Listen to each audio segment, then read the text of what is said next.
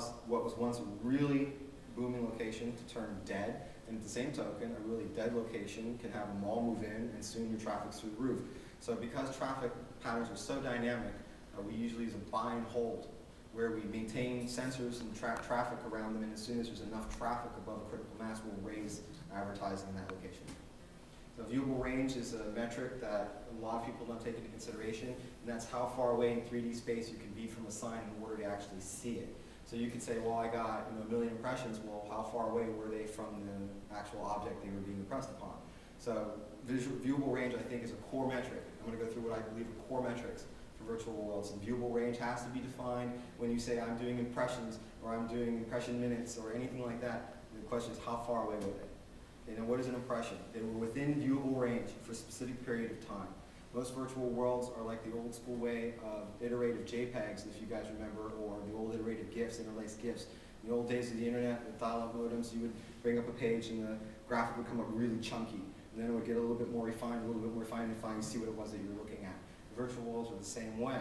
If you just pop into a location, you'll see objects starting to res up around you, that's what we call it. And it'll take maybe up to a minute for this room to fully res in with all of the objects, all of the textures, and all of the people who are in it. So that's why I say you can't just chart or track an impression just as soon as they pop in. They may not see it yet. So you have to allow a sufficient amount of time. So that has given me what I call the core of an impression minute. And that's another core metric, an impression minute, meaning that somebody was in a specific location for a minute.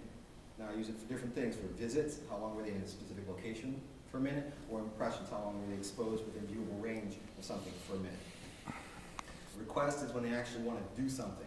They click on the object. Unlike a billboard in the real world, you see it, maybe you jot down your phone number, maybe make a phone call, most likely just acknowledge it, maybe even not even that. But in the virtual world, you can actually reach out and touch it, and it will do actions.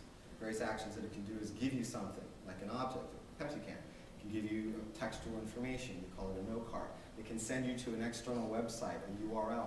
It can actually transport you to another location inside the virtual world, sort of like a click-through link on the web.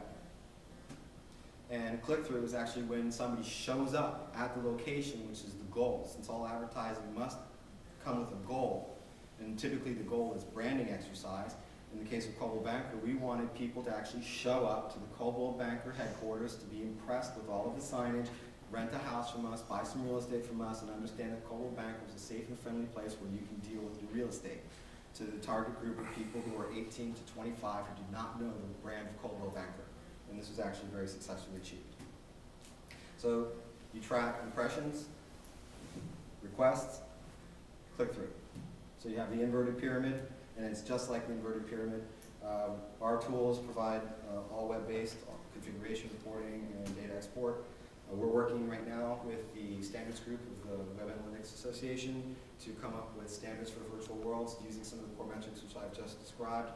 This is still a work in progress. If anybody here is very interested, they can just jump right in, just join up with the standards committee in the WAA, and we have meetings every week or two. If you don't want to be associated with the people who are land extorting and giving advertisers a bad name, you have to have metrics. Because most of these guys, I'll take it back, all of these guys do not have metrics. Writing a metrics capture platform and web-based reporting platform is an extensive amount of work, a lot of labor and a lot of technology. And these people are just interested in making a quick buck off of extorting somebody's land. So oftentimes their ads won't even rotate. We'll just have the same picture up there, garish, like usually pornography, because people don't want to be like staring at pornography all day long. So you can't do any porn, you can't do anything objectionable. You have to limit your density. You can't have what they call an ad farm, which is just clusters of signs, and you have to basically be responsible. And actually, that bottom picture is the result of what it can look like. And it's just total wall-to-wall ads. And of course, it's totally liquidated any use of ads because it's just noise now. So our ad self-powered networks, we do about 15 million unique impressions a month. I'm sorry, I take that back. Impression minutes a month across 150 to 200,000 unique individuals. We've been doing this for over a year now. We've reached out and touched a couple million unique individuals. We have had, until just very recently, 1,600 terminals within Second Life.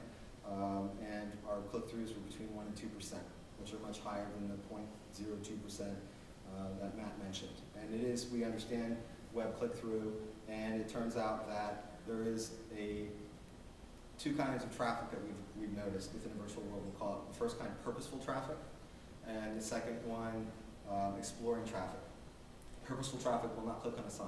They're going to a party, they're looking for shoes, they're going to meet their friend, they want to listen to a tune, whatever it is, they're already engaged with their goal. And then you have the people who are just, hey, I'm looking for something to do. I'm looking for a way to kill some time or learn something new. And those people will actually click and be pretty hot. Yeah, soft-powered networks work for multiple large advertisers within the virtual world. And these people all use the same